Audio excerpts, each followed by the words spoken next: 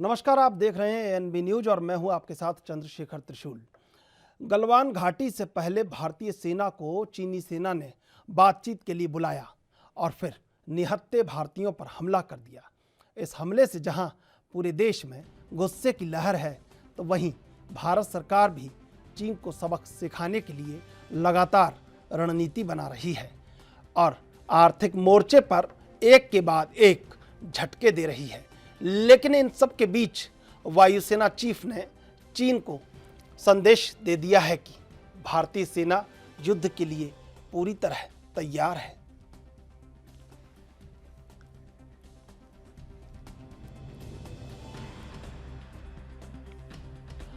भारतीय तैयारियों को देखकर ड्रैगन पशुपेश में है कि यह कैसा भारत है।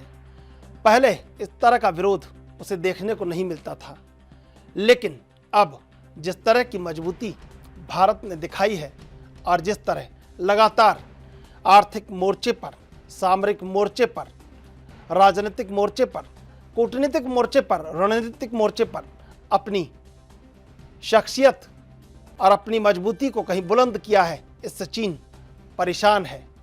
और चीन इस बात से भी परेशान है कि अब भारत का जवाब कैसे दिया जाए, क्या भारत से कैसे निपटा जाए, क्योंकि भारत हर एक क्षेत्र में उससे निपटने के लिए पूरी तरह तैयार, चाक चौबंद और चौकस दिखाई देता है। आसमान से लेकर जमीन पर गलवान घाटी में जिस तरह भारत की तैयारियां दिख रही हैं, उससे अब चीन को लग रहा है कि नया भारत पूरे जोश और जज्बे के साथ ड्रैगन के सामने और ड्रैगन को चुनौती देने के लिए तैयार है और ड्रैगन से अपना प्रतिशोध लेने के लिए भी तैयार है। अब गलवान की घाटी का संघर्ष दोबारा न हो, इसके लिए भारत सारे मोर्चों पर अपनी कमान को मजबूत कर चुका है और मजबूत कर चुका है अपने इरादों को कि कैसे अपने इस धुरंधर पड़ोसी से, जो लगातार विस्तारवादी नीति को और लगातार धोखे की रणनीति को लेकर चल रहा है, उससे कैसे निपटा जाए।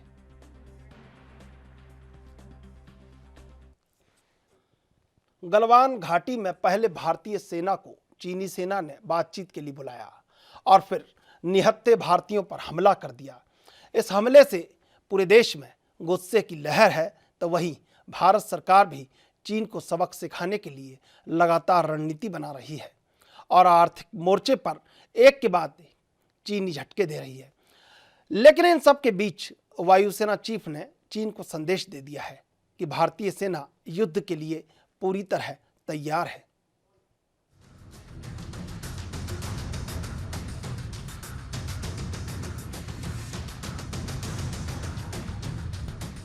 चीन के साथ जारी तनाव के बीच वायुसेना प्रमुख RKS भदौरिया ने लेह एयरबेस का बुधवार को और श्रीनगर एयरबेस का गुरुवार को दौरा किया।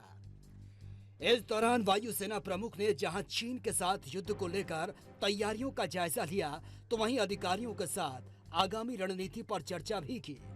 आपको बता दें कि वायुसेना जम्मू और कश्मीर में श्रीनगर, अवंतीपुरा और लेह में या तो लड़ाकू स्क्वाड्रन या लड़ाकू टुकड़ियों के साथ कई वायुसेना ठिकानों का संचालन करती है।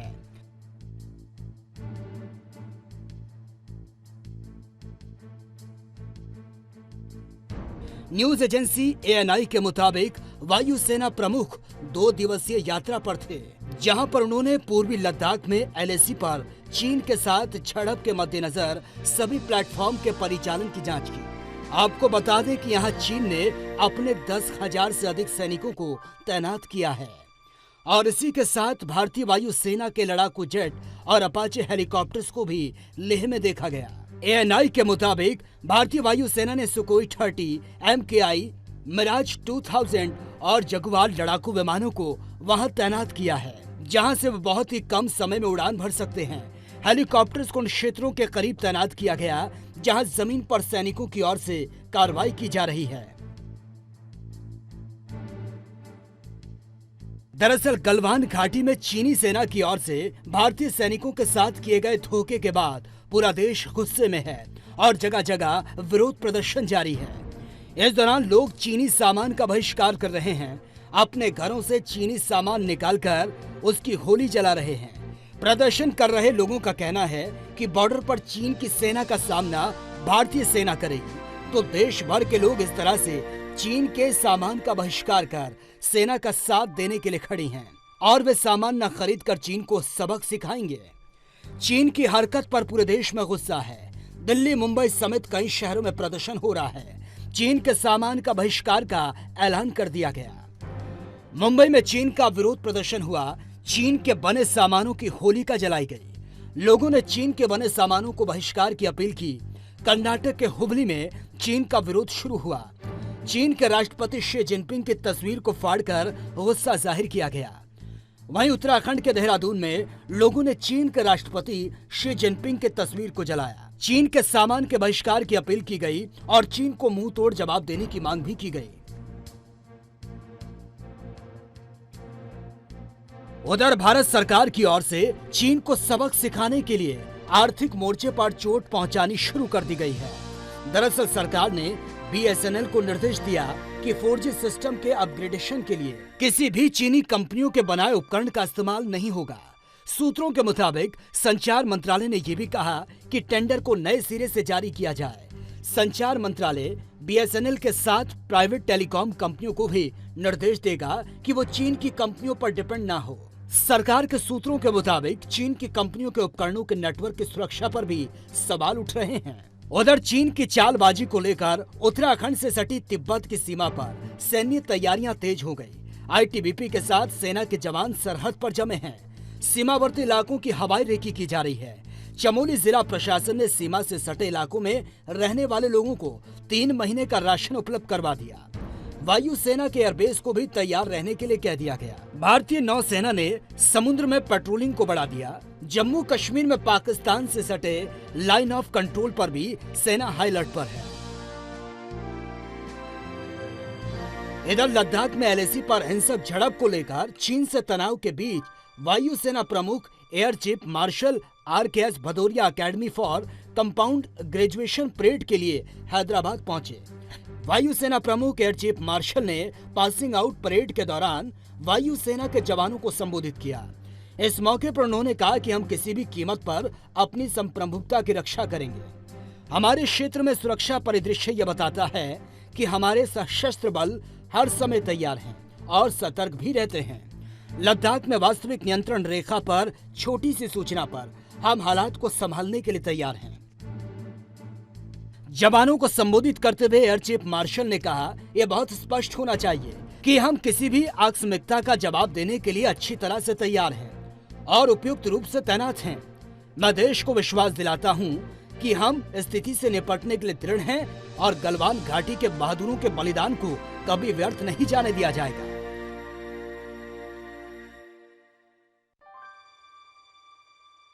गौरतलब है कि गलवान में चीन की गुस्ताखी से पूरे देश में उबाल है और वो लगातार चीन को जवाब देने की मांग कर रहा है।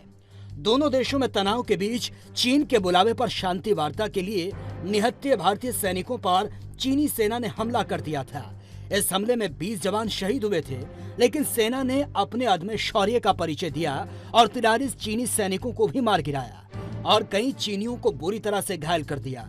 भारतीय सेना के इस पराक्रम पर आज पूरा देश उन्हें सलाम कर रहा है। News desk, ANB report.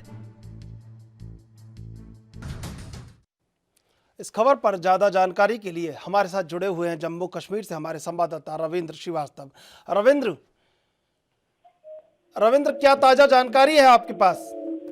जी देखिए, जो जिस तरह से चाइना की सेना ने भारतीय सैनिकों को शहीद किया था, उसको लेकर अब फिर तीसरे दौर की जो है बैठक होने जा रही है, ऐसा बताया जा रहा है। और खास करके जिस तरह से लगातार चाइना ने पहले कोरोना पूरे विश्व में फैलाया और अब भारतीय सीमा के अंदर जो है वो दाखिल होने की कोशिश की थी, जिसका भारतीय सेना के जवानों ने जवाब दिया था, उसको लेकर जिस तरह से तनातनी का माहौल था और 20 जवान जो शहीद हुए थे, उसके बाद भारत जो है आर्थिक मोर्चे पर और सामरिक दृष्टि से भी चाइना को जो है अब सबक सिखाने के लिए तैयार है। खास करके अगर देखा जाए तो लगातार भारत की तरफ से जो कॉन्ट्रैक्ट है, चाहे वो एमटीएनएल का कॉन्ट्रैक्ट हो या फिर रेलवे का कॉन्ट्रैक्ट है, वो लगातार उनको रद्द किया जा रहा है और आर्थिक मोर्चे पर जो है चाइना को सबक सिखाने की कोशिश जो है वो जारी हो चुकी है।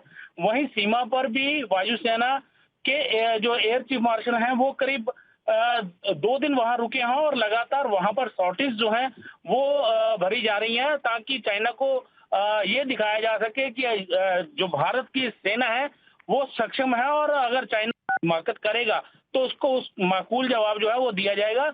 लेकिन पहले बातचीत का जो सिलसिला है वो चलाया जाएगा। अगर बातचीत से चाइना नहीं मानता है, अगर अपनी करनी जो है लगातार ऐसे ही जारी रखेगा, तो उसको फिर उसी तरीके से जवाब देने के लिए भारतीय सेना जो है या भारतीय सरकार जो है वो पूरी तरह से तैयार है। जी रविंद्र, जिस तरह सेना का डिप्लॉयमेंट बढ़ा है सीमावर्ती क्षेत्रों में, लोगों का क्या कहना है? जिस तरह लगातार आसमानी आंखें चौकस हुई हैं, कहीं लोगों की एक आंखों में उम्मीद दिखाई देती है, सेना का लगातार डिप्लॉयमेंट बढ़ रहा है, किस तरह देखते हैं जब बात करते हैं लोगों से वहां पे जो सीमावर्ती गांव है उनमें?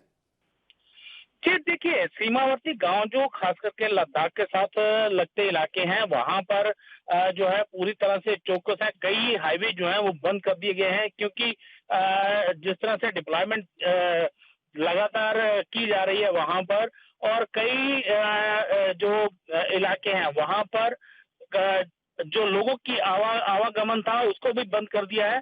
क्योंकि ये एक प्रक्रिया होती है जब किसी भी सीमा पर तनाव होता है या बॉर्डर पे डिप्लॉयमेंट होती है, तो उस समय जो रूट आम लोगों के लिए है उस बंद कर दिया जाता है। तो इसी वजह से जो लद्दाख के रूट हैं, जो लद्दाख और श्रीनगर हाईवे जो है उसको फिलहाल जो है वो बंद किया है और वहां पर लोगों की आवाजाही जो है लोगों के लिए वो बंद है। वहीं हिमाचल के साथ लगती जितनी भी चाइना की सीमा है वहां पर भी जो है ऐसी ही कंडीशन वहां पर भी है। लेकिन लोगों के अंदर चाइना को लेकर गुस्सा जो है वो साफ नजर आ रहा है, क्योंकि जिस तरह से चाइना लगातार जिसने भारतीय सैनिकों को शहीद किया है, उसके बाद लोग जो है चीनी सामान को लेकर भी खास करके काफी ज्यादा उनमें रोष नजर आ रहा है।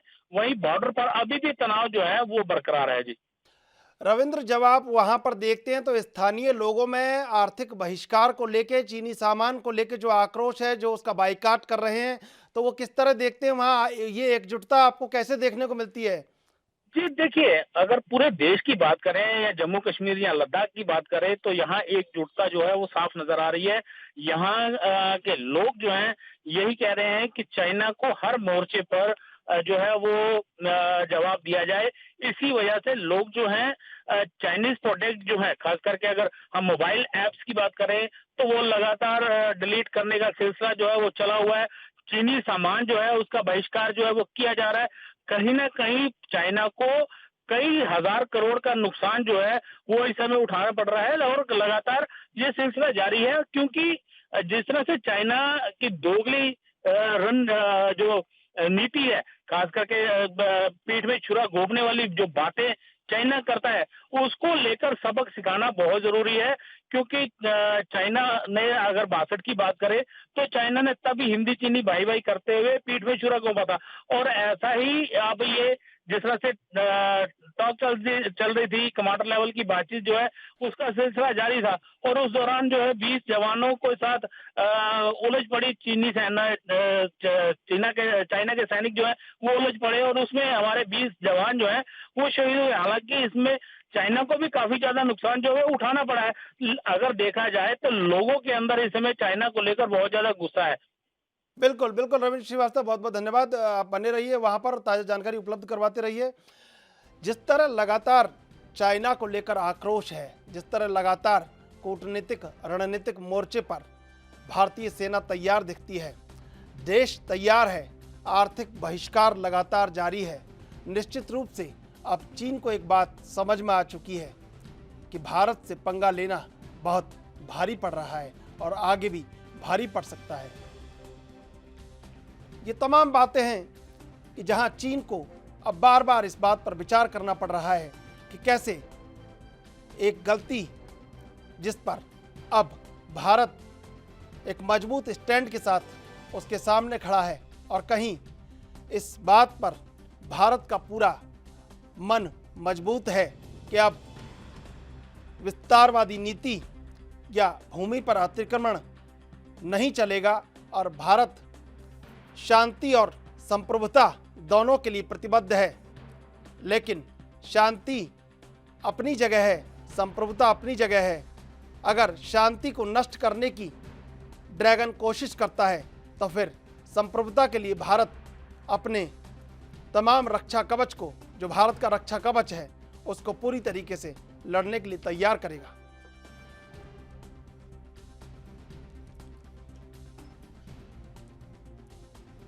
और इस समय हमारे साथ जुड़ चुके हैं रिटायर्ड कर्नल राज सिंगला जी। राज सिंगला जी, आपका एएनबी न्यूज पर बहुत बहुत स्वागत है।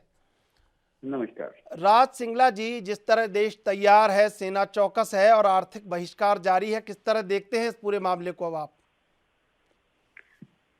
हाँ, फिलहाल तो थोड़ा सा ये जरूर बात आई है जो अभी प्रधानमंत्री जी ने बोला है कि भाई हमारी तरफ में वो नहीं आए हैं। ये जरूर है कि उन्होंने जो पिछले जितनी भी एग्रीमेंट्स थे उनको वायलेट करते हुए जो पहले एक सिचुएशन थी कि जो लाइन ऑफ एक्चुअल कंट्रोल है उससे 2-3 किलोमीटर वो भी पीछे रहेंगे और हम भी पीछे रहेंगे, लेकिन अब ये नजर आता है कि वो उन्होंने उस एग्रीमेंट को ना मानते हुए एलएसी के बिल्कुल ऊपर आकर के वो बैठना शुरू कर दिया है।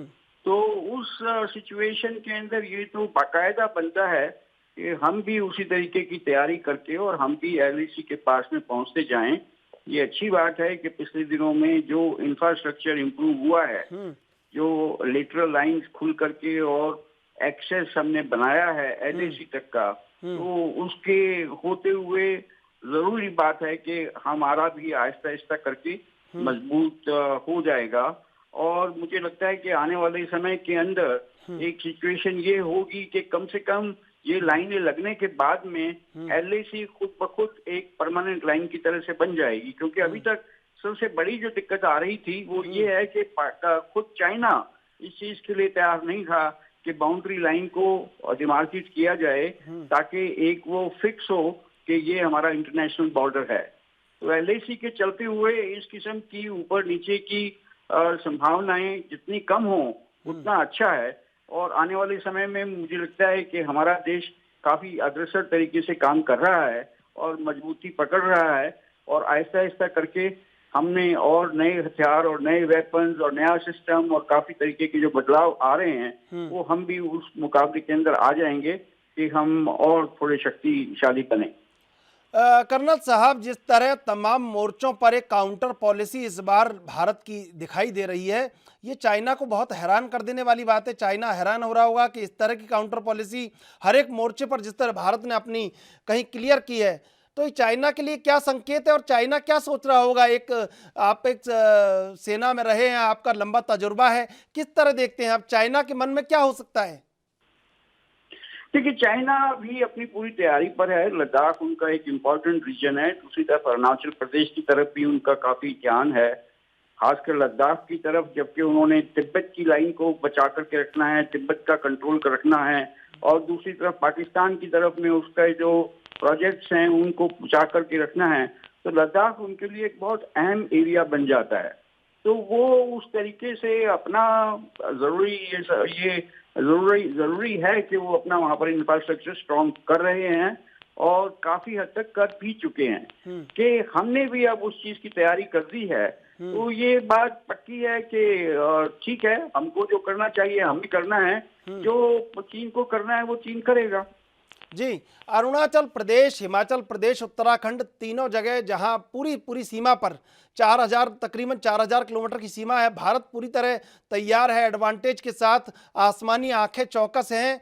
अब भारत की जो तैयारी है और जो तैयारी अंतर्राष्ट्रीय स्तर पर कहीं एक देश देख रहे हैं, तो भारत के मित्रों की संख्या बहुत ज़्यादा है कर्नल साहब, लेकिन चीन के मित्रों की संख्या काफ़ी कम है।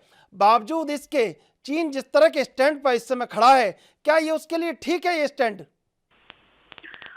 निश्चित बात है कि इतना सही नहीं है, खास करके अब वो समय है जबकि इकोनॉमिक की तरफ ज्यादा ध्यान है कि कौन सा देश कितना ज्यादा इकोनॉमिकली एडवांस होता है, और उसके अंदर जिस तरीके से चाइना जा रहा है वो उसमें थोड़ा सा विस्तारवाद की जो नीति नजर आ रही है वो उसके लिए शुभ चिंतक नहीं होगी, वो उसके लिए शुभ संदेश नहीं है, क्योंकि उसको अगर जो सिर्फ इकोनॉमिक्स के ऊपर ध्यान दे तो वो ठीक दिशा में जा रहा है, लेकिन अगर जो विस्तारवादी नीति अपनाएगा तो दुनिया के अंदर उसके अगेंस्ट काफी ताकतें खड़ी हो जाएंगी, और ऑलरेडी उसने काफी ज्यादा अपने खिलाफ लोगों को कर लिया है, चाहे इंडोनेशिया है, फिलीपाइंस है, ऑस्ट्रेलिया है, वियतनाम है, वो सारे के सारे, उधर जापान है, सारे के सारे देशों के साथ में, और उस हिसाब से देखें तो रशिया के साथ में भी नॉर्दर्न बॉर्डर का उनका जो वहां पर भी काफी उनके मुद्दे हैं, झगड़े हैं। तो उस हिसाब से देखते हुए अगर जो चाइना ने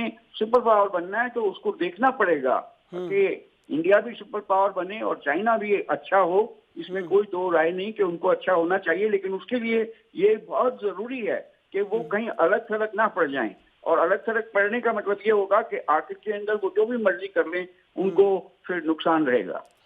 कर्नल साहब, ये और जानना चाहते हैं कि ड्रैगन के कैंप में पाकिस्तान है, नॉर्थ कोरिया, इसके अलावा ऐसा कौन सा देश है जो उसकी हठधर्मिता के साथ कहीं खड़ा रहेगा भारत के खिलाफ या पूरी दुनिया के खिलाफ? देखिए, दुनिया में आज के दिन कम से कम जो माहौल नजर आ रहा है उसमें तो आत्मनिर्भरता ही एक फ्यूचर नजर आता है। बहुत ज्यादा इस चीज को अहमियत ना दी जाए कि कौन किसके सपोर्ट में है। कल को जिस तरीके से कोई बाजी अगर जो बनती है तो उसमें कौन कहाँ जाएगा उसको बहुत तरीके से हम उसको इतना सरल नहीं ले सकते। उसके अंदर बहुत सारे मुद्दे हैं जो कि हर देश के अलग अलग किस्म के मुद्दे हैं, तो इसलिए उसके ऊपर ना जा करके आज सिर्फ जिस चीज पर जोर देना है हमको वो ये है कि हम बिल्कुल आत्मनिर्भर हों, और जो भी देश अपनी ताकत निकाल करके आता है, जो भी ताकतवर होता है, उसकी तरफ तो सारी दुनिया ऑटोमेटिकली जुड़ी जाया करती है। तो जो चीज जरूरी है वो ये है कि हम आत्मनिर्भर हों और हम दूसरे की तरफ किसी की तरफ ना देखें। आज के दिन भी काफी हद तक हमने निर्भरता अपनी खोई हुई है, दूसरों के हाथों में दी हुई है। आहिस्ता आहिस्ता करके ये देखना जरूरी है कि हमारे यहाँ जो भी सामान बनता है, मैन्युफैक्चरिंग बेस को हमने पिछले दिनों में थोड़ा सा लूज किया है, थोड़े से पीछे हुए हैं, उसको दोबारा से संभालना बहुत ज्यादा जरूरी है हमारे लिए। और दूसरी एक और जो चीज है वो ये है कि हमें एडमिनिस्ट्रेटिव रिफॉर्म करना बहुत जरूरी है। हमारा जो एडमिनिस्ट्रेटिव स्ट्रक्चर है उसको तंदुरुस्त होना बहुत ही आवश्यक है। जब तक कि वो नहीं होगा तो हमारी चीजें इतनी आसानी से ऊपर नहीं आ सकेंगी। एक जो चीज ध्यान देने वाली है और सीखने वाली है वो ये है कि हम भी और चाइना भी एक ही समय पर तकरीबन हम इंडिपेंडेंट हुए थे, बल्कि वो 1-2 साल बाद में हुए थे। लेकिन उसके बाद में भी पिछले 20-25 साल के अंदर क्या वजह रही जो कि हम इतना अपने प्रोडक्ट्स को सारी की सारी मार्केट के अंदर नहीं फैला सके जितना कि चाइना ने फैला दिया।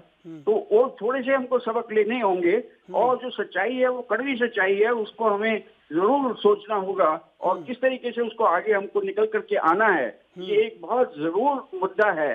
जिसने कहा है कि जो मैनेजमेंट के अंदर जो अपनी कमियां देख करके चलता है वो अपनी कमियों को दूर कर पाता है, लेकिन सिर्फ हम अपनी गुणवत्ता को देखते रहेंगे और कमियों को पीछे छोड़ देंगे तो वो सही बात नहीं होगी। कर्नल साहब, जिस तरह लगातार 7 दशकों से विवाद चला आ रहा है और जिस तरह विवाद पर कहीं एक बहुत बड़ा ये घटनाक्रम हुआ है, तो अब ऐसा नहीं लगता कि जिस तरह विपक्ष ने भी मांग की है, एक पॉलिसी, अब स्थिर सरकार है देश में, एक पॉलिसी चाइना पर तैयार होनी चाहिए जिसका सभी सरकारें पालन करें और आने वाले समय में चीज़ें और स्टैंड क्लियर रहें सरकार के और सेना के, एक ऐसी पॉलिसी डिसाइड होनी चाहिए चाइना पर। अब देखिए, मिलिट्री एक्शन और मिलिट्री प्रोसीजर्स के ऊपर में किसी भी किस्म का जिसको कि बोलते हैं राजनीतिक संवाद अच्छी बात नहीं होती। जो भी है उनको छूट दे करके और उसको आगे बढ़ाया जाए। जहां तक डिप्लोमेटिक नीति का सवाल है, वो हमारा देश के अंदर ऐसा नहीं है कि नीतियां नहीं है, नीति है और उसमें बदलाव आना एक लाजमी बात है। समय समय पर जो बदलाव है वो आते रहते हैं नीतियों के अंदर और जरूर अपनाए जाते हैं, हर सरकार अपनाती है। बिल्कुल। आज की हमारी जो सरकार है वो काफी स्ट्रांग सरकार है, और वो काफी सतर्क है। तो मुझे कोई शक नहीं है कि ठीक नीतियां अपनाई जाएंगी और हम ठीक दिशा की तरफ जाएंगे। कर्नल साहब, बहुत बहुत धन्यवाद आपका एनबी न्यूज से जुड़ने के लिए। जिस तरह चीन लगातार कहीं अब भारत की काउंटर पॉलिसी को देख रहा है, भारत ने एक अपनी काउंटर पॉलिसी कूटनीतिक मोर्चे पर, रणनीतिक मोर्चे पर, आर्थिक मोर्चे पर, अंतर्राष्ट्रीय मोर्चे पर कहीं क्लियर की है। इससे ड्रैगन हैरान है और परेशान भी है, और भारत को देखकर हर बार ये सोचता है कि ये क्या नया पंगा ले लिया है। जिस तरह चीन लगातार एक गतिरोध अब बन गया है, और जिस तरह लगातार चीन को ये पता चल रहा है कि भारत तमाम मोर्चों पर पूरी तरह चाक चौबंद होकर चीन को गलवान का जवाब देने के लिए तैयार है, निश्चित रूप से अब चीन को यह भी समझ में आ रहा है कि हठधर्मिता का क्या नतीजा होता है, और क्या नतीजा होता है दुनिया की बस्ती में अशांति फैलाने का, माहौल खराब करने का। अंतर्राष्ट्रीय स्तर पर चीन लगातार जिस तरह एक्सपोज हो रहा है, जिस तरह लगातार चीन के दुश्मनों की संख्या में इजाफा हो रहा है, ये चीन के लिए खतरे का संकेत है। लेकिन बावजूद इस खतरे के चीन लगातार अपनी नीतियों पर आगे बढ़ रहा है और पूरी दुनिया को नज़रअंदाज कर रहा है। लेकिन आखिर कब तक चीन की हठधर्मिता, चीन का ये रवैया दुनिया सहती रहेगी? और इस बार मुखालफत हुई है भारत की तरफ से, और भारत ने साफ साफ चीन को दो टूक शब्दों में कह दिया है कि इस बार मनमानी नहीं चलेगी, इस बार दुनिया की बस्ती का माहौल बिगाड़ने का अंजाम भुगतना पड़ेगा। इस बार ड्रैगन को मुकाबला करना होगा दुनिया के उस राष्ट्र से जो राष्ट्र शांति की बात करता है, लेकिन 2020 का नया भारत संप्रभुता के मामले में भी अब अपने कठोर निर्णय से ड्रैगन को अवगत करा चुका है कि चाहे गलवान हो, चाहे अरुणाचल प्रदेश, चाहे सिक्किम, चाहे तिब्बत, और चाहे पीओके का क्षेत्र, कहीं भी कहीं भी आपकी हठधर्मिता नहीं चलेगी। हमारे साथ इस समय जुड़ चुके हैं अनुज झा, आर्थिक मामलों के विशेषज्ञ। अनुज झा जी, आपका एएनबी न्यूज पर स्वागत है। सर वो आपसे बहुत बहुत क्या बोलते हैं, नमस्कार। अनुज जी, जिस तरह भारत ने सभी मोर्चों पर अपनी काउंटर पॉलिसी को, बिल्कुल काउंटर पॉलिसी के स्टैंड को क्लियर कर दिया है, अब क्या लगता है चीन के सामने जो परेशानी है आर्थिक मामलों में, अब चीन के सामने एक बहुत बड़ी चुनौती है। भारत स्वदेशी और आत्मनिर्भरता की ओर बढ़ रहा है, कैसे देखते हैं इन सब चीजों को? सर ये मेरे ख्याल से चीन क्या बोलते हैं, ये भारत के लिए बहुत ज्यादा अच्छा होगा, क्योंकि कहीं ना कहीं ये आत्मनिर्भर भारत बनने जा रहा है। और कहीं ना कहीं हमारे मोदी जी ने भी अभी इस कोरोना वायरस के बाद में मेक इन इंडिया वाली बातें कही, और कहीं ना कहीं मेक इन इंडिया की जो छवि है, ये क्या बोलते हैं, सारे भारत के अंदर में इसका एडवर्टीजमेंट भी होगा और लोग मेक इन इंडिया के ऊपर फोकस करेंगे, और ये आने वाले टाइम में भारत को आर्थिक रूप में बहुत ज्यादा मजबूती देने वाला है। अनुज जी, इकोनॉमिक बाइकाट के लिए जिस तरह लगातार गांव, गली, मोहल्ले, कस्बे तक ये बात पुख्ता हो चुकी है और कहीं एकजुटता अब लोगों में दिख रही है, तो इस इकोनॉमिक बाइकाट का चीन को मतलब समझ में आ रहा होगा अच्छी तरह से। हाँ जी, हाँ जी, हाँ जी, हाँ जी, हाँ जी। तो क्या मायने हैं इस इकोनॉमिक बाइकाट के?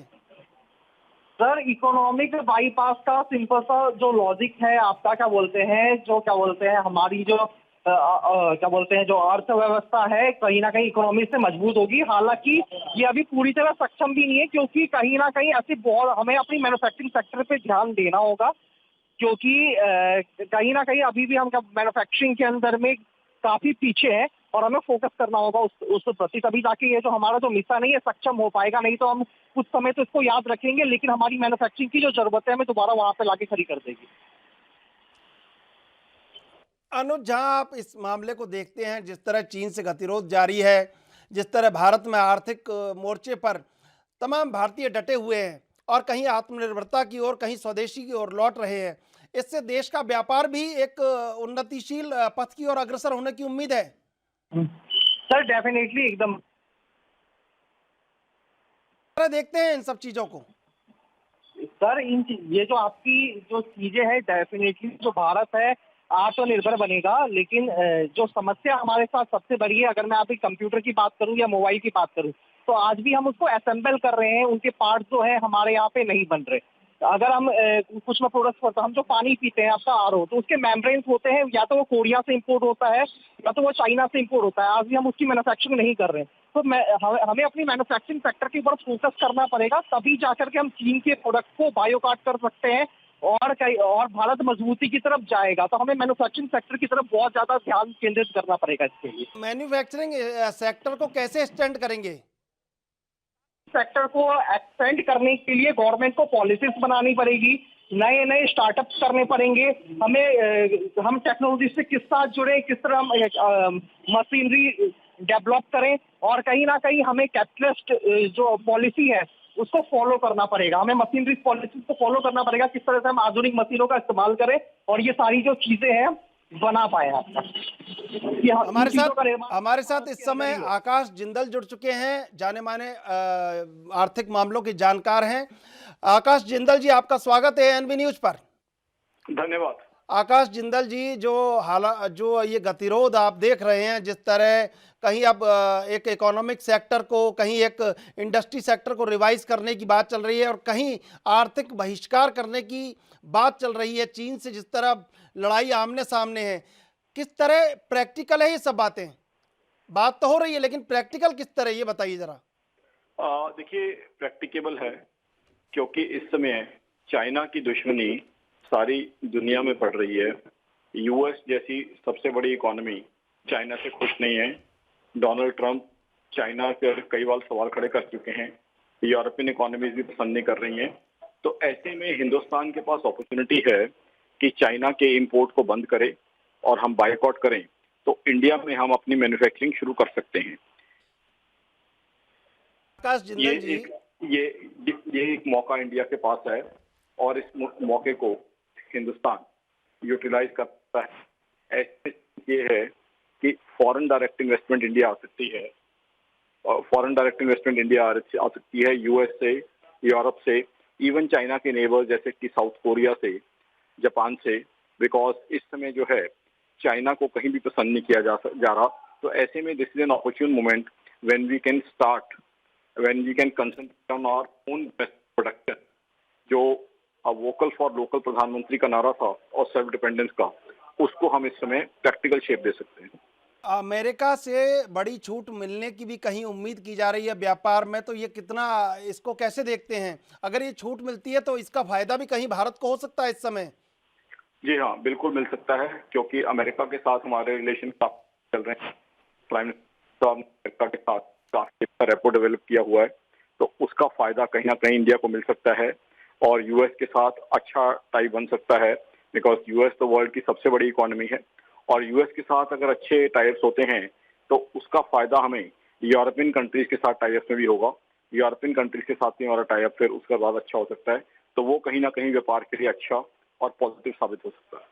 आकाश जिंदल जी, जिस तरह हम लगातार ये आर्थिक मोर्चे पर कहीं बहिष्कार की जो एक रणनीति बना रहे हैं, ये कितनी भारी पड़ सकती है? हम इससे कैसे उबर सकते हैं?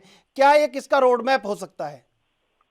देखिए, मुझे नहीं लगता कि इस तरीके से हिंदुस्तान के लिए ज्यादा नुकसान होगा। हिंदुस्तान के लिए जो भारी पड़ने की आप बात कर रहे हैं, शॉर्ट टर्म के लिए थोड़ा बहुत जो है नुकसान हो सकता है। रोड मैप इसका ये होगा कि अगर हम बॉयकॉट करते हैं तो साथ ही साथ डोमेस्टिक प्रोडक्शन पे, डोमेस्टिक मैन्युफैक्चरिंग पे हमें कंसंट्रेट करना होगा। उसके लिए एफडीआई भी आज हमें मिलने की पॉसिबिलिटी है। साथ ही साथ कुछ रेगुलेशंस को इस तरीके से करना होगा, और उसका फायदा हमें क्या होगा कि एक तो एम्प्लॉयमेंट अपॉर्चुनिटीज बहुत ज्यादा हो जाएंगी, क्योंकि अगर मैन्युफैक्चरिंग यहाँ पे हम बड़े लेवल पे करते हैं तो काफी जो है एम्प्लॉयमेंट अपॉर्चुनिटीज यहाँ पे अवेलेबल हो जाएंगी। साथ ही साथ अगर चाइना से हमारा जो हम इंपोर्ट करते हैं वो कम हो जाएगा, तो हमारा प्रेशियस फॉरेन एक्सचेंज भी बच जाएगा। तो आई थिंक रोड मैप यही रहेगा कि मैन्युफैक्चरिंग पे कंसंट्रेट किया जाए, बिजनेसमैन और इंडस्ट्रियलिस्ट को हेल्प किया जाए, एफडीआई लाई जाए, जिसके चलते हुए हम एम्प्लॉयमेंट अपॉर्चुनिटीज दे पाएं, अपने फॉरेन एक्सचेंज प्रेशर्स को बचा पाएं, साथ ही साथ इकोनॉमी की जीडीपी को बढ़ाएं और डेफिसिट को कम करें। जिंदल जी, जिस तरह लगातार मेहनत कश छवि है भारत की पूरी दुनिया में, चाइना को इससे घबराहट होती होगी कि अगर ये आत्मनिर्भर हुए तो आने वाले समय में बाजार पूरी तरह चाइना का डंप हो जाएगा और भारत के लिए यूरोप तक पहुंचने का, अमेरिका तक पहुंचने का एक मौका है। इस बहाने अब कहीं भारत अपने आर्थिक सशक्तिकरण को विश्व व्यापक कर सकता है, ग्लोबलाइज कर सकता है इसको। हाँ, बिल्कुल कर सकता है। देखिए, ऑलरेडी इंडिया यूएस को, यूरोप को कई चीजें सप्लाई करता है। अब अगर हम बड़े लेवल पे मैन्युफैक्चरिंग करेंगे तो जाहिर सी बात है ग्लोबल लेवल की मैन्युफैक्चरिंग होगी और ग्लोबल सप्लाईज होंगी और हमारी इकोनॉमी ज्यादा स्ट्रेंथन हो जाएगी। चाइना की इकोनॉमी तो बहुत बुरी तरह लड़खड़ाई हुई है। 2 साल उन्होंने यूएस से ट्रेड वॉर लड़ी। यूएस ने उनकी काफी चीजों पे टैरिफ्स यानी हाई कस्टम ड्यूटी इम्पोज कर दी है और चाइना अभी भी जो है यूएस के साथ अपनी जंग जारी रख रहा है इकोनॉमी में। उन्होंने यूएस के डॉलर के मुकाबले अपना ईआरएमबी एक ग्लोबल करेंसी लॉन्च कर दी है। तो चाइना को यूएस से तो कहीं रिलीफ मिलने की उम्मीद नहीं है।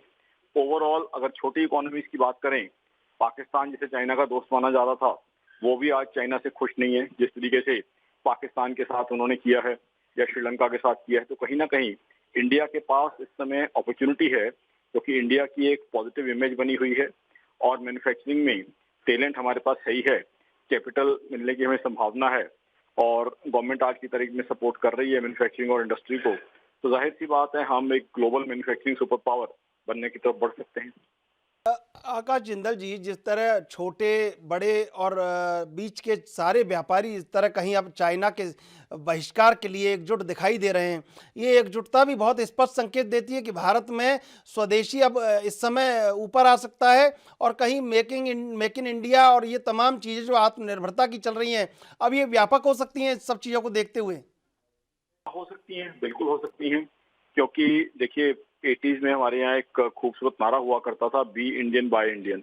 तो वो स्लोगन अब रिवाइव हो सकता है और स्वदेशी के लिए बहुत अच्छा प्लेटफॉर्म है। स्वदेशी के लिए आज की तारीख में एटमॉस्फेयर भी है, उसके लिए एक वेव भी चली हुई है और स्वदेशी को हमें प्रमोट करना चाहिए। आजकल तो सारी दुनिया में प्रोटेक्शनिज्म हो रही है, यूएस भी वही कर रहा है, चाइना भी वही कर रहा है। यूएस की तो पॉलिसी वो है अमेरिका फर्स्ट। तो कहीं ना कहीं स्वदेशी को हमें मोटिवेट करना चाहिए, स्वदेशी को बढ़ाना चाहिए। स्वदेशी को मोटिवेट करेंगे तो तमाम तरह के जो टैक्सेस मैन्युफैक्चरिंग से आते हैं वो भी देश में आएंगे, देश के लोगों को एम्प्लॉयमेंट अपॉर्चुनिटीज मिलेगी, देश का ब्रांड बड़ा होगा। फिर हमारे यहाँ एक वायबल रेट पे बहुत अच्छी टैलेंटेड वर्कफोर्स है जो काम करने को तैयार है। तो जाहिर सी बात है स्वदेशी को हमें मोटिवेट करना चाहिए। को लगता है अगर अब बिल्कुल आर्थिक बहिष्कार एकदम किया जाता है तो अब कोई घबराने की ऐसी जरूरत नहीं है, देश तैयार है आर्थिक मोर्चे पर भी और व्यापारिक मोर्चे पर भी। देखिए, आर्थिक बहिष्कार मुझे नहीं समझ आ रहा किस तरीके का होगा। देखिए, जब US, Europe, Japan, south Korea जैसी इकोनॉमीज हिंदुस्तान के साथ दोस्ती डाल रही हैं, तो आर्थिक बहिष्कार कौन करेगा? जहां तक चाइना की बात है, चाइना को तो पूरी दुनिया में नेगेटिविटी सहने को पड़ रही है। तो मुझे नहीं लगता कि कहीं से भी कोई आर्थिक बहिष्कार हिंदुस्तान का, अगर आप कोई वो बात कर रहे हैं कि ऐसी कोई पॉसिबिलिटी है, हिंदुस्तान को तो हर तरफ से सपोर्ट मिल रही है। हमारे प्राइम मिनिस्टर मोदी साहब ने एक बहुत अच्छी ब्रांडिंग बना के रखी हुई है। तो कहीं ना कहीं चाइना के लिए बहिष्कार हो सकते हैं, क्योंकि चाइना की पॉलिसी कोई नहीं पसंद कर रहा। हिंदुस्तान को तो एज अ पॉजिटिव कंट्री सब जगह माना जा रहा है। बिजनेस स्ट्रेटेजी में भारत को क्या क्या एडवांटेज है आने वाले टाइम में? बिजनेस स्ट्रेटेजी में एडवांटेज ये है, हमारे पास बहुत अच्छी टोपोग्राफी है जो मैन्युफैक्चरिंग को सूट करती है। रॉ मटेरियल्स और मिनरल्स जो हैं वो हमारे यहाँ बहुत हैं। फिर टैलेंटेड वर्कफोर्स है, इंजीनियर्स हैं, क्वालिफाइड वर्कर्स हैं जो अच्छा काम कर सकते हैं एक वायबल प्राइस पे। उसके अलावा रिलेशनशिप बहुत अच्छा है हमारा, चाहे यूरोपियन इकोनॉमीज हो, चाहे यूएस हो, चाहे ऑस्ट्रेलिया हो, सदर्न अमेरिका हो। कहीं ना कहीं सब जगह इंडिया को एक positive, peaceful and pro business country के रूप में देखा जा रहा है, वो हमें एडवांटेज है। फिर दुनिया भर में आज हिंदुस्तानी फैले हुए हैं, यूएस में, कनाडा में, गल्फ में इतने इंडियंस हैं, तो इसलिए बिजनेस करना हमारे लिए बहुत इजी है। इंग्लिश लैंग्वेज का यूजेज बहुत ज़्यादा है यहाँ पे, जिससे अमेरिकन और यूरोपियन के साथ, ब्रिटिशर्स के साथ पर्टिकुलरली बिजनेस करना इजी है। तो हमारे पास तो एडवांटेजेस ही एडवांटेजेस हैं। और अब एक फर्म रिजॉल्व है चाइनीज गुड्स के अगेंस्ट। एक वेव चली हुई है पूरी कंट्री में कि चाइनीज गुड्स का जो यूजेज है वो खत्म करना है। तो कहीं ना कहीं बहुत एडवांटेजेस हैं हमारे पास। आप इस बात को किस तरह देखते हैं, जिस तरह चीन ने पूरी दुनिया में कहीं अपनी साख बना ली, अपने सामान की, अपने मैन्युफैक्चरिंग की, सप्लाई की। अगर भारत ये सोचता है और भारत ये करता है, हम ये करते हैं, तो हमें कितना समय लगेगा कि पूरी दुनिया में हम मैन्युफैक्चरिंग को लेकर एक अवेयरनेस हमारी हो, एक हमारे पास इतने एक क्वालिटी हो, एक मैनेजमेंट हो, सप्लाई प्रॉपर हो। ये कितना समय लग सकता है अगर भारत इस दिशा में आगे बढ़े तो?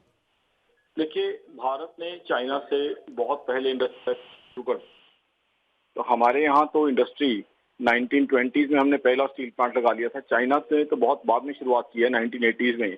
तो ऑलरेडी भारत की इंडस्ट्रियलाइजेशन और मैन्युफैक्चरिंग कैपेबिलिटीज दुनिया जानती है। 1950s में भी हम आजादी के बाद बड़े बड़े प्लांट लगाने किए हमारे देश ने। बिल्कुल बिल्कुल तो आकाश अगर- जिंजल जी, बिल्कुल आकाश जिंजल जी, आपका एएनबी न्यूज के साथ जुड़ने के लिए बहुत बहुत धन्यवाद। तमाम बातें आकाश जिंदल ने हमें बताई। हमारे साथ जुड़े हुए रिटायर्ड कर्नल गौरव भारद्वाज, रिटायर्ड कर्नल साहब, बहुत बहुत स्वागत है आपका एएनबी न्यूज। कंवर भारद्वाज जी, आपका बहुत बहुत स्वागत है एएनबी न्यूज पर। Thank you. सर, जिस तरह कूटनीतिक मोर्चे पर, सामरिक मोर्चे पर, रणनीतिक मोर्चे पर भारत ने अब कहीं चाइना को ये बता दिया है कि हम डट कर खड़े हैं, ये संदेश को आप, इस संदेश को किस तरह देखते हैं? ये अपने देश के लिए और सरकार के लिए, हमारे फौजी भाइयों के लिए एक बहुत ही अच्छा मौका है, और इससे हमारे को इतनी मजबूती मिलती है कि yes, we are somewhere in the world, we are leading the world in every way today. Colonel साहब, जिस तरह लगातार कहीं सामरिक मोर्चे पर एक भारत ने अपनी काउंटर पॉलिसी को क्लियर कर दिया है कि अब आपको जवाब देना होगा, और गलवान का जवाब कहीं जिस तरह भारत मांग रहा है, तो चाइना के लिए तो अब ये चारों तरफ से घिरने की बात हो गई। देखिए, वो गलत काम करेगा तो अब उसको भुगतेगा भी वही। हमारा काम तो है अपने देश को सुरक्षित रखना, और आज की डेट में हम उस स्थिति में हैं, हमारी वो पोजीशन है, चाहे वो एयर की ले लो, चाहे समुद्र की ले लो, चाहे थल सेना की ले लो, एवरीबॉडी इज फुल्ली प्रिपेयर्ड। और सबसे बड़ी बात है कि आज हमारी गवर्नमेंट, आज हमारे प्रधानमंत्री मोदी जी, वो वहाँ स्टैंड करते हैं जहाँ आज हमारे को जरूरत है, और उसमें हमारे को चाइना हो, चाहे पाकिस्तान हो, चाहे नेपाल के कोई छोटी छोटी प्रॉब्लम, इनकी छोटे देशों की, वो सब हम बड़ी अच्छी तरह से हैंडल कर सकते हैं। और हम बड़ी आराम से बता रहे हैं कि हमारी तरफ जो आंख उठाएगा उसकी आंख का इलाज करना पक्का है, आंख फोड़ दी जाएगी। कर्नल साहब, आपसे जानना चाहते हैं, जब पेट्रोल पॉइंट 14 पर यह सहमति बन चुकी थी कि दोनों सेनाओं को 2-2 किलोमीटर पीछे हटना है, कर्नल संतोष बाबू जब उन्हें समझाने गए, एक कैंप में कुछ चीनी सैनिक रुके हुए थे, जब उनको समझाने गए तो वो कहासुनी के बाद जाने लगे, लेकिन अचानक पलटकर उन्होंने हमला किया। जब एक जगह स्ट्रेटेजी क्लियर हो चुकी थी, तो इस तरह का आचरण क्या एक कहीं आपको लगता है कि ये धोखा अगर उनके मन में है तो ये आगे भी होता रहेगा? तो ये पॉलिसी कैसे डिसाइड होगी अब मीटिंगों के बाद भी? ये चाइना एक ऐसा देश है कि इसको कोई, जो वर्ल्ड के अंदर आज कोई विश्वास नहीं करता। चाइना का भरोसा करना, वो कहते कुछ है करते कुछ है। 62 से आज तक देख रहे हैं चाइना को, लेकिन उसमें जो भी हुआ वो तो सारा आप बता रहे हैं, उससे भी ज्यादा हुआ है। और ये था कि चालाकी थी उनकी, देवर ऑल प्लान्ड, उनका तो पुक्का ये प्लान करके ही सारी चीज कर रहे थे, और हमारे वाले ये विश्वास कर बैठे कि उन्होंने खाली कर दिया। और उसमें हमारे 20 जवान शहीद हो गए कर्नल साहब के साथ में। तो ये तो एक ऐसा देश है जो कि धोखेबाजी के लिए जाना जाता है, मशहूर है, और इसमें विश्वास करने वाली कोई बात ही नहीं है। रहा बात ये कि आगे हाई लेवल की बात कैसी होंगी, और वो पहले वाली बातें नहीं है कि बातें करके आगे पॉलिटिकल पार्टी, कांग्रेस पार्टी और सोनिया गांधी और इंदिरा गांधी और फलाना गांधी, ये सब उनका नाम लेकर के अपने लोकल लेवल की बातें करते रहे, पार्टी लेवल की बातें करते। ये नेशनल लेवल की बात है।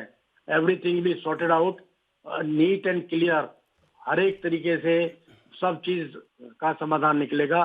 पॉलिटिकल लेवल जरूरी है, लेकिन जो मिलिट्री लेवल की बात है, डिफेंस लेवल की बात है, वो एक साइड है, और अल्टीमेटली फाइनल तो सारा काम पॉलिटिकल लेवल पे ही होना है। कर्नल साहब, जिस तरह पूरी दुनिया से दुश्मनी ले रखी है ड्रैगन ने, चाइना ने, जिस तरह पूरी दुनिया उसकी दुश्मन हो चुकी है, बावजूद इसके वो अपने तमाम मोर्चों पे बढ़ता जा रहा है आगे। ये मुगालता क्या है चीन का? मरता क्या नहीं करता, उसके दिन उल्टे आ रहे हैं। जो अपनी लैंग्वेज है फौजियों की के उसके उल्टे दिन आ रहे हैं, और वो उसके इंटरनल सिचुएशन भी काफी खराब है। और हर तरह से बॉर्डर से वो घिरा हुआ है, चाहे रसा साइड ले लो, इधर का ये ले लो, कहीं भी ले लो, except a small portion with the Nepal और पाकिस्तान के साथ में जो इसका थोड़ा बहुत ठीक संबंध चल रहे हैं। बाकी सब तरफ से घिरा हुआ है। और ये जो कोरोना फैलाया है उस पे आकर तो आर्थिक में और डिफेंस साइड से हर तरीके से चाइना भी इस तरह घिरा हुआ है। और वही आ जाती है कि अपनी जान बचाना है तो उल्टे सीधे कुछ काम करना है, और मरना है तो मरना ही है। उसके वो नीति चल रही है अभी उसकी। कर्नल साहब, अब भारत को अक्साई चीन लेने की भी बात करनी चाहिए। जब जिस तरह पूरी दुनिया में ये मामला है और जिस तरह भारत अपने स्टैंड पर क्लियर है, तो अब कैलाश मानसरोवर लेने की भी बात करनी चाहिए और अक्साई चीन को भी लेने की बात करनी चाहिए। देखिए, ऐसा है, हम आज रिटायर्ड हैं, हम यूनिफॉर्म में रह चुके, 71 की लड़ाई लड़ चुके, ठीक है। बॉर्डर पे थे हम, पुंछ सेक्टर में कंपनी कमांडर थे उसमें, मेजर, सेना मेडल डेकोरेटेड है। शौर्य चक्र विजेता मेरा बेटा है, जिसने 21 आदमी को वो मौत के घाट उतार के शहीद हो गया 2002 में। तो ये कहना आसान है, सोचना, प्लानिंग करना, हम सब बैठे हैं आराम से तो हम बहुत कुछ सोच सकते हैं, बता सकते हैं। लेकिन आज हम अक्साई चीन का या और दूसरा मुद्दा उठा के चले हैं। हम तो पहले तो ये जो प्रेजेंट सिचुएशन है इसको कंट्रोल करें। उसके बाद में जो पीओके हो, अक्साई चीन हो या दूसरे जो भी विवाद वाली बातें हैं, उनको सॉर्ट आउट करने के लिए हम सक्षम हैं। और आज हमारी government, God bless Modi ji, we are so strong कि मोदी जी है तो मुमकिन है। वही एक कि जिस तरह की काउंटर पॉलिसी कहीं भारत ने तैयार की है और जिस तरह कहीं अपना स्टैंड क्लियर किया है, इसलिए बातें अभी की जा सकती हैं कर्नल साहब, इसीलिए मैं आपसे पूछ रहा था। देखिए, मैंने यही बताया, बिल्कुल सही आइडिया, वो पॉसिबल है, बट स्टेप बाय स्टेप ही पूरी प्लानिंग के साथ में काम चलना चाहिए। आज हम सब बाई फोर्स तो नहीं ले सकते। अगर आज हम अक्साई चीन की बात भी उठा लें कि ये भी हमारा हिस्सा था और ये हम अभी लेंगे इसको, तो ये थोड़ा वर्ल्ड में भी और otherwise also it is not that easy. तो हमको हर एक चीज को स्टेप बाय देख करके और कहाँ कैसी सिचुएशन बनती है उसके बाद भी चलेगा। लेकिन ये जरूर मुमकिन है कि जो विवाद वाली बातें हैं बॉर्डर की, चाहे वो चाइना के साथ हो, चाहे पाकिस्तान के साथ हो, चाहे नेपाल के साथ हो, ये सब का समाधान निकलेगा। We are very sure about it. Colonel साहब, जिस तरह 4 महीने तक लॉजिस्टिक हम वहाँ पहुँचाते रहे, रसद पहुँचाते रहे, और जिस तरह भारत ने गलवान पर इस बार लगातार अपने स्टैंड को क्लियर रखा और लगातार भारत अड़ा रहा, तो कहीं अब ये स्ट्रेटेजी भी क्लियर हो चुकी है कि शांति के साथ संप्रभुता भी भारत ने अपना एक प्रमुख कहीं वो दृष्टिकोण बना लिया है। आप ये बिल्कुल सही बोल रहे। देखिए, अभी हम पहले ही बोल चुके हैं, हम किसी को पहले छेड़ते नहीं है और जो छेड़ेगा उसको छोड़ेंगे नहीं। तो ये एक बहुत अच्छी पॉलिसी है। ये स्ट्रेटेजिक लगा लो या प्लानिंग लगा लो या मोदी जी और प्रेजेंट गवर्नमेंट के जो कार्य हैं ओवरऑल वर्ल्ड के अंदर जो अपना नाम कमाया है, ये सब उसी से है। बिल्कुल, हर एक से उल्टे सीधे बोलने से और ये जैसे पहले गवर्नमेंट करती रही उससे तो नहीं चलता ना। अभी तो हम उस स्थिति में है that everybody recognize that Bharat जो है वो एक महान शक्ति है और बहुत कुछ करने के कैपेबल है। तो इसमें ये सारा कहना एट ए टाइम बहुत अच्छा लगता है and we feel proud of it. Yes, we are there and China will sort it out. बिल्कुल कर्नल साहब, आपका बहुत बहुत स्वागत, बहुत बहुत धन्यवाद एएनबी न्यूज़ पर जुड़ने के लिए। जिस तरह हिंद तैयार है, जिस तरह सेना चौकस है, जिस तरह देश में जज्बा है, कहीं अब चाइना को लग गया है कि भारत हर एक मोर्चे पर पूरी तरीके से उसको चुनौती देने के लिए तैयार है। अब देखना है आगे क्या होता है। आप देखते रहिए एएनबी न्यूज़।